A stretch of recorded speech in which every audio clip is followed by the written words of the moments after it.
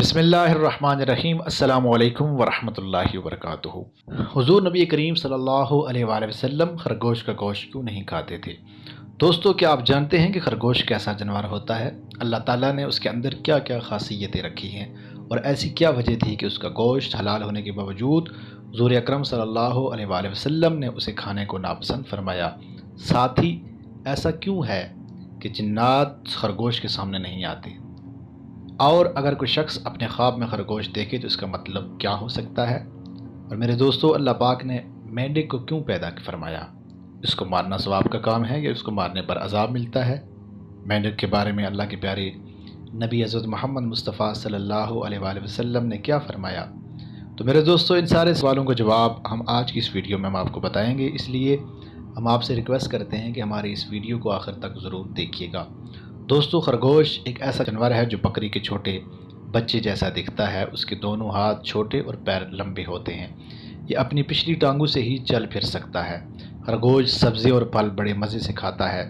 جانوروں کے ڈاکٹر کہتے ہیں کہ کبھی کبھی مادہ خرگوش اپنے نر خرگوش سے ملنے کی کوشش کرتی ہے۔ اس کا مطلب تو آپ سمجھ گئے ہوں گے۔ ایسا اس لیے ہوتا ہے کہ مادہ خرگوش میں یہ خواہش زیادہ ہوتی ہے۔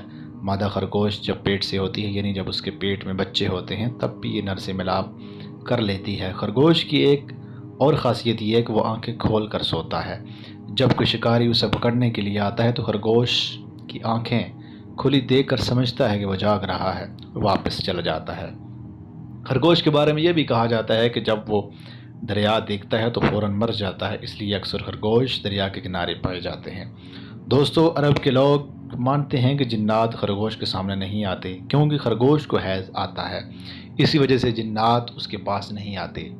زندہ جیوں میں چار ایسے ہیں جنہیں حیض آتا ہے۔ نمبر 1 عورت، نمبر 2 لگڑ بگڑ، نمبر 3 چمگادڑ، نمبر 4 خرگوش۔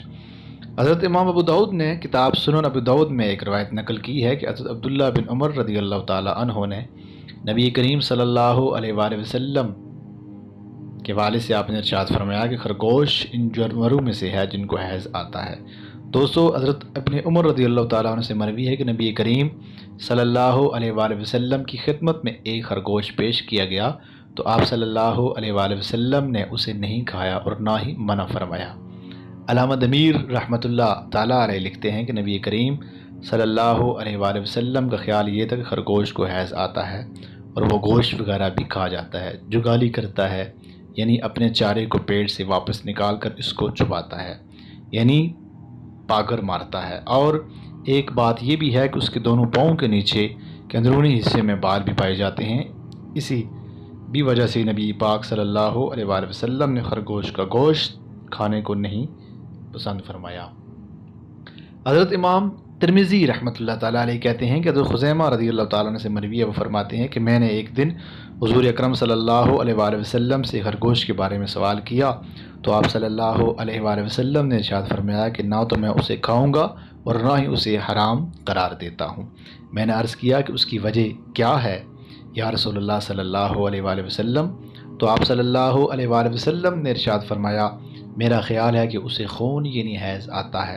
راوی کہتے ہیں پھر میں نے لگڑ بگڑ کے بارے میں پوچھا تو آپ صلی اللہ علیہ وآلہ وسلم نے ارشاد فرمایا لگڑ بگڑ کو کون کھائے گا؟ راوی کہتے ہیں پھر میں نے نبی پاک صلی اللہ علیہ وآلہ وسلم سے بھیڑیے کے بارے میں سوال کیا تو آپ صلی اللہ علیہ وآلہ وسلم نے ارشاد فرمایا اسے کوئی بھی شخص جس کے اندر ذرا بھی سمجھداری ہوگی تو وہ اسے نہیں کھائے گا۔ دوستو، ان روایات سے پتہ چلتا ہے کہ خرگوش کو حیض آنے کی وجہ سے ہم سب کے پیارے آقا حضرت محمد مصطفیٰ صلی اللہ علیہ وآلہ وسلم کا من خرگوش کا گوشت کھانے کی طرف نہیں ہوا۔ لیکن میرے دوستو، خرگوش کا گوشت حلال ہے، بھلے خرگوش گندا جانور ہے لیکن اس کا گوشت کھایا جاتا ہے اور تمام اہل علم کے نزدیک خرگوش کا گوشت حلال ہے۔ اور سنن ابی داؤد میں حضرت انس بن مالک رضی اللہ تعالیٰ عنہ کے والد سے ایک روایت موجود ہے۔ انس بن مالک رضی اللہ تعالیٰ عنہ کہتے ہیں کہ میں ایک طاقتور نوجوان لڑکا تھا، میں نے خرگوش کا شکار کیا اور اس کا گوشت پکایا تو مجھے حضرت ابو طلحہ رضی اللہ تعالیٰ عنہ نے اس کی ایک ران لے کر نبی پاک صلی اللہ علیہ وآلہ وسلم کی خدمت میں بھیجا۔ چنانچہ نبی پاک صلی اللہ علیہ وآلہ وسلم نے اسے قبول فرما لیا۔ اور ایک دوسری روایت میں ہے کہ نبی پاک صلی اللہ علیہ وآلہ وسلم سے خرگوش کے گوشت کے بارے میں سوال کیا گیا تو آپ صلی اللہ علیہ وآلہ وسلم نے ارشاد فرمایا کہ خرگوش حلال ہے۔ دوستو، جانوروں کے ڈاکٹروں کا کہنا ہے کہ اگر کوئی انسان ریشے کی بیماری سے ٹھیک ہو گیا ہو اور اس کے شریر کسی حصے میں کپ کپی ہو رہی ہو تو ایسے شخص کو جنگلی خرگوش کا دماغ بھون کر کھانے کو دیا جائے تو یہ اس کے لیے بہت فائدہ مند ہوتا ہے۔ ڈاکٹر حضرات کا یہ بھی کہنا ہے کہ خرگوش کا گوشت گرم ہوتا ہے، یہ پیٹ کو صاف کرتا ہے اور اس سے پیشاب بھی کھل کر آتی ہے۔ خرگوش کا گوشت ان لوگوں کے لیے بھی فائدہ مند ہے جن کا دماغ کمزور ہوتا ہے، اور اگر خرگوش کا دماغ بھون کر کالی مرچ کے ساتھ ملا کر کھایا جائے تو یہ ریشہ جس سے ہاتھ پیر سر کانپنے لگتے ہیں اس کے لیے فائدہ مند ہوتا ہے۔ کچھ خرگوشوں کا گوشت سوکھا ہوتا ہے، اس لیے انہیں ایسی جگہ چرنے کے لیے چھوڑا جاتا ہے جہاں گھاس پانی میں اگتی ہے، اس سے ان کے گوشت میں نمی بڑھ جاتی ہے۔ لیکن جن خرگوشوں کو گھر میں کھلایا پلایا جاتا ہے ان کا گوشت سوکھا نہیں ہوتا، اور جو لوگ بستر پر پیشاب کرنے کی عادت سے پریشان ہوتے ہیں ان کے لیے خرگوش کا گوشت لگاتار کھانا فائدہ مند ثابت ہے۔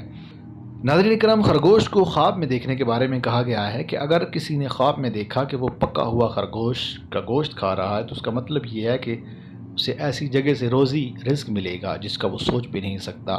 اگر کسی نے خواب میں خرگوش کا شکار کیا یا اسے تحفے میں خرگوش ملا تو اس نے خرگوش خریدا تو اس کا مطلب ہے کہ اسے پیسے کی دولت ملے گی۔ اگر خواب دیکھنے والا شادی شدہ نہیں ہے تو اس کا رشتہ آئے گا، لیکن اگر وہ شادی شدہ ہے تو اسے اولاد ملے گی یا وہ اپنے دشمنوں پر جیت حاصل کرے گا۔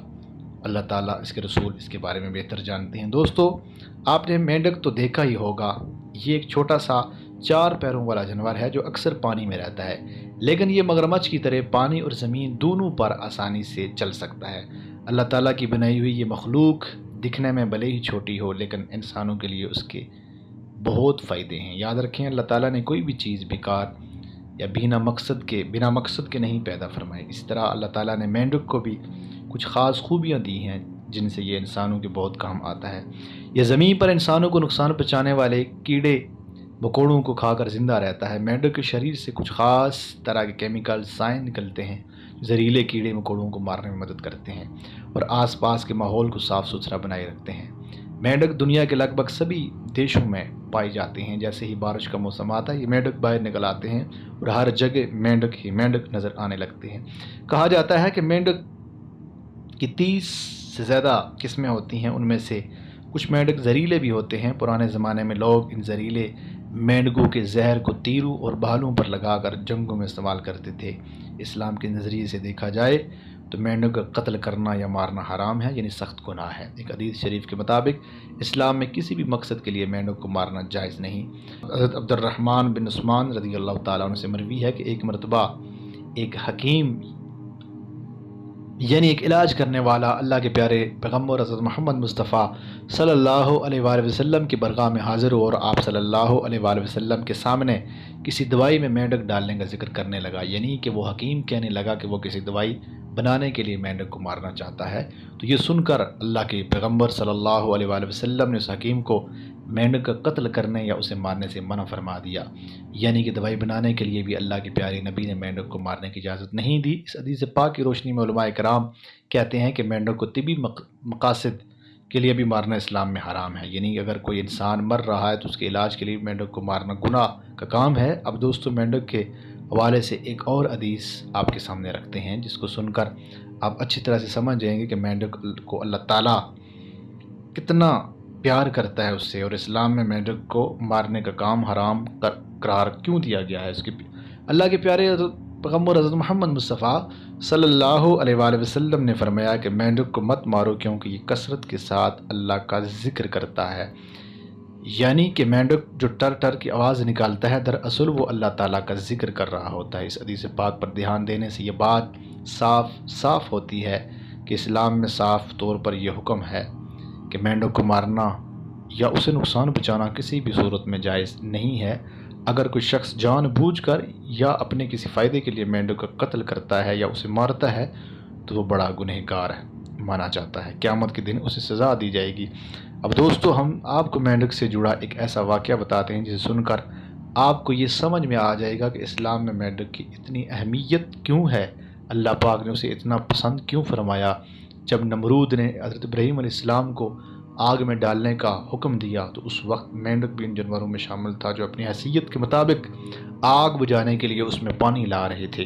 حالانکہ کچھ جانور جیسے چپکلی، گرگٹ آگ کو اور بھڑکانے کی کوشش کر رہے تھے، لیکن مینڈک نے اللہ کے پیغمبر حضرت ابراہیم علیہ السلام کے لیے اپنی وفاداری دکھائی۔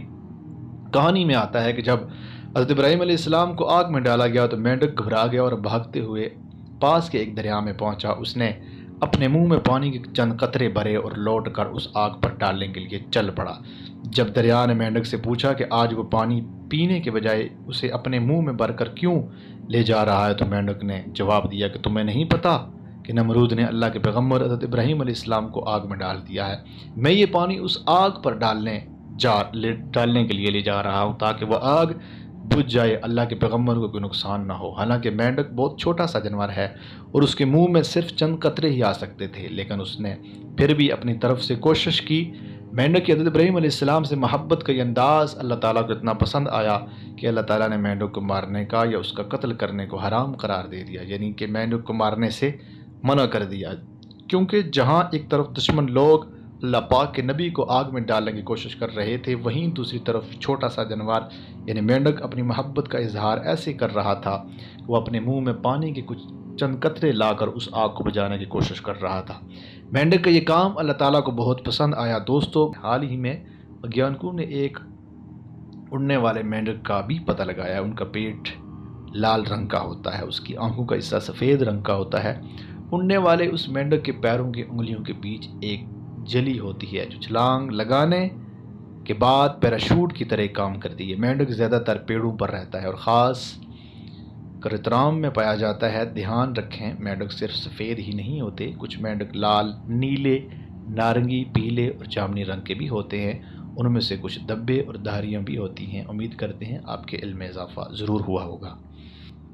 ناظرین کرام، یہ تھی ہماری آج کی ویڈیو۔ اگر آپ کو ہماری ویڈیو پسند آئی تو ضرور کمنٹس میں رائے کا اظہار کیجیے گا، اور اگر آپ نے ہمارے چینل کو سبسکرائب نہیں کیا تو ضرور سبسکرائب کر دیجیے گا۔